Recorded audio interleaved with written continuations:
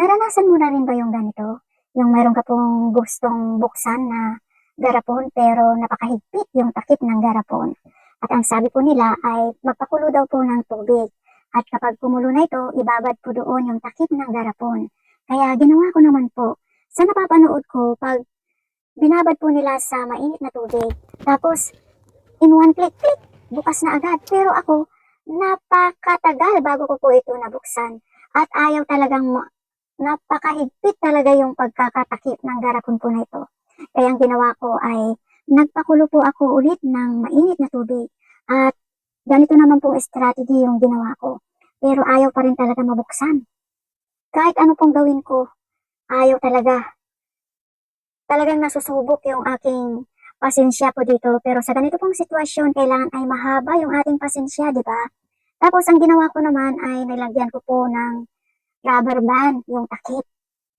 Dahil kung minsan ganito po yung ginagawa ko sa mga bote naman na katulad po ng takip ng mantika, takip ng suka, ganun. Madali lang pong buksan. Pero ito talaga hindi po gumana yung ganun pong na strategy.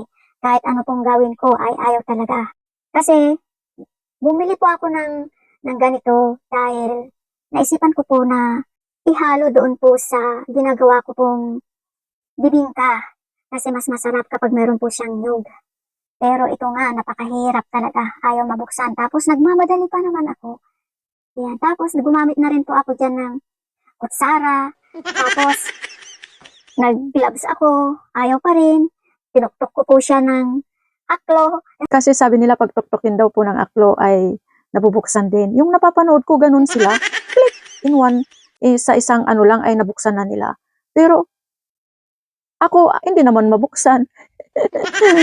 Yung pagsuot po ng guantes o gloves, ayun po yung epektibo para sa akin na pagbubukas po ng mahigpit na takip ng mga garapon. At ito na, nabuksan ko. Ay, salamat naman sa Diyos. Nabuksan ko din yung aking ihahalo sa lulutuin ko na bibingka. Hirap talaga. Bukas na. Pinaghirapan ako nito.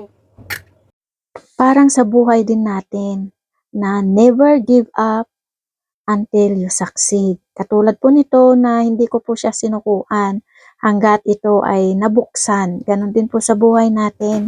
Pag mayroon po tayong mga problema, wag po natin itong sukuan. Kung nakaya ng iba, kaya din po natin. Basta kasama natin ang Diyos.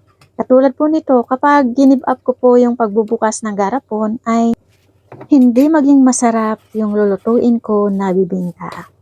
Thank you for watching. God bless us all. Mag-ingat po palagi and Jesus loves you.